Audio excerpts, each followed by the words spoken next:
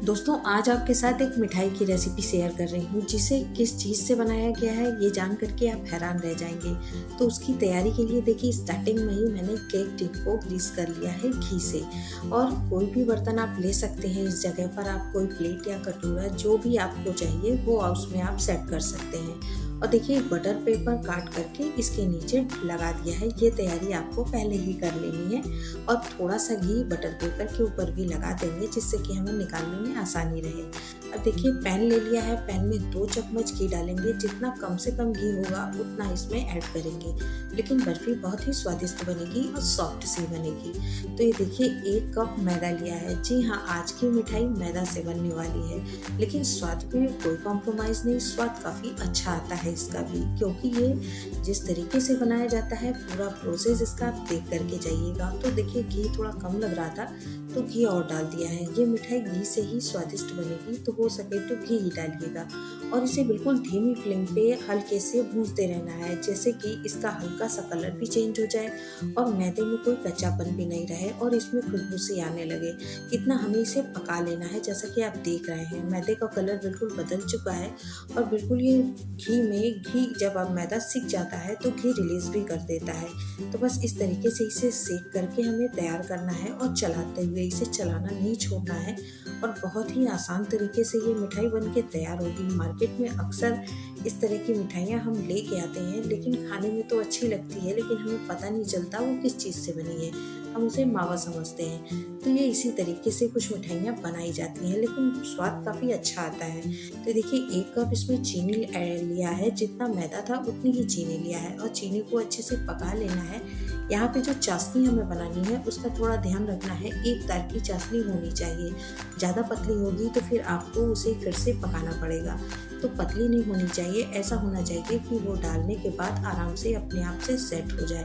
तो जब 1 तार की चाशनी होगी, और मेजरमेंट का पूरा ख्याल रखिएगा, 1 कप मैदा है तो 1 कप ही चीनी लिया है और उससे आधा पानी लिया है, जिससे कि पकाने का जो प्रोसेस है चाशनी का वो ज़्यादा देर तक ना हो।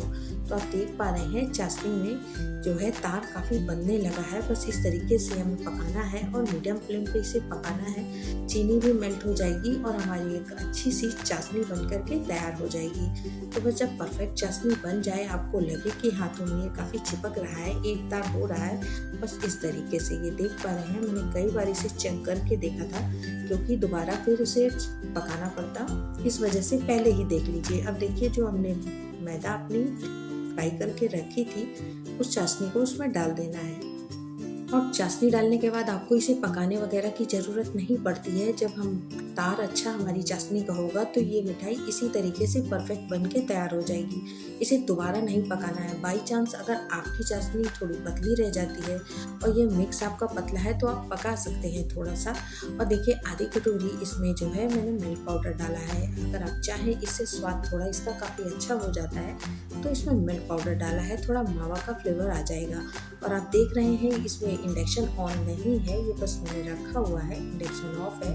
और इसे बस चलाते हुए आप देख पा रहे हैं सारा जो है चाशनी ये पी गई है और ये सूखा सूखा सा हो गया है। तो इसके देखिए 3 हिस्से कर लिए हैं। एक हिस्सा मैंने इस केक टिन में डाल दिया है, जिसे हमें वाइट ही रखना है, तो उसे हमें चम्मच से पहले ही सेट करके तैयार कर देना है। अगर ये जो हमारा मिक्स है ठंडा हो जाता है और टाइट हो जाता है तो उस स्टेज पे आप हल्का सा उसे गर्म करके चला लेंगे तो वो फिर से सॉफ्ट हो जाएगा। तो ये देखिए, एक में मैंने ग्रीन कलर डाला है, एक में मुझे रेड डालना था तो मैंने ऑरेंज डाल दिया था। कलर मैंने नहीं ध्यान दिया, मैंने बाद में इसमें थोड़ा सा एक बूंद रेड डाल दिया था, तो जो कलर मुझे चाहिए था वो कलर आ गया था। तो मैंने इसमें ऑरेंज डाल दिया। जब मिक्स किया तब मुझे पता चला कि ऑरेंज डाल दिया है, तो मैंने बाद में उसको सही कर लिया था। और देखिए, इसमें ग्रीन कलर डाल दिया है। दोनों को आपस में अच्छे से मिला देना है और एक ही पैन में कर लिया है। कोई अलग बर्तन वगैरह नहीं लगे हैं उसी में साइड में, क्योंकि ये सेट हो जाती है, बर्फी हमारी अच्छे से सेट हो पाती है और ये बहती वगैरह नहीं है, ढीली नहीं होती। और जब ये बनेगी सूखेगी तब इसमें सॉफ्टनेस रहती है उतनी जितनी हमें चाहिए मिठाई में, मतलब ताज़ापन इसका बरकरार रहता है और फिर काफ़ी लंबे समय तक चल भी जाती है।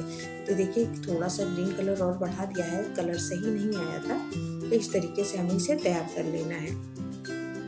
और यहाँ पर अगर आपको लग रहा है कि आपका जो बैटर है, ये जो हमने मिठाई का मिक्स बनाया है, वो अगर टाइट हो गया है, तो यहाँ पे आप हल्का सा उसे गर्म करेंगे तो वो फिर से सॉफ्ट हो जाएगा, ढीला हो जाएगा। तो देखिए उसी के ऊपर एक एक लाइन मैंने बना दी है, एक लेयर रेड की, एक ग्रीन की, इस तरीके से बनाई है, जिससे कि जब हम कटिंग करेंगे तो ये इस तरीके से तैयार होगा। तो जैसा आप देख रहे हैं, अगर आपको 2 हिस्सों में करेंगे तो भी ये वैसा ही बनेगा। मैंने इसे 4 हिस्सों में अलग अलग करके तैयार किया है।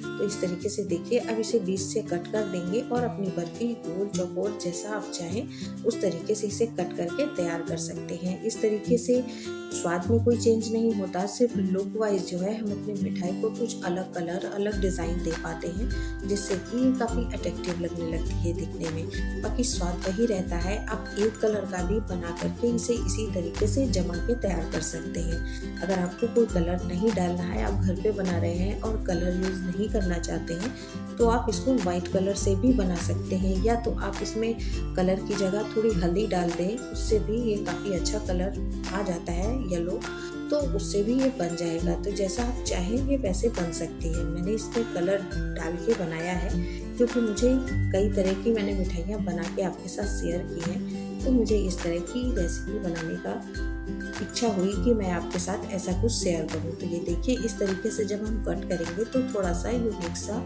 शेप आता है और 2 कलर की हमारी बर्फी बनकर तैयार होती है। 2 नहीं कहेंगे, 3 कलर की कहेंगे, नीचे वाइट है। तो रेसिपी अगर अच्छी लगी है तो लाइक, शेयर एंड सब्सक्राइब करना नहीं भूलिएगा।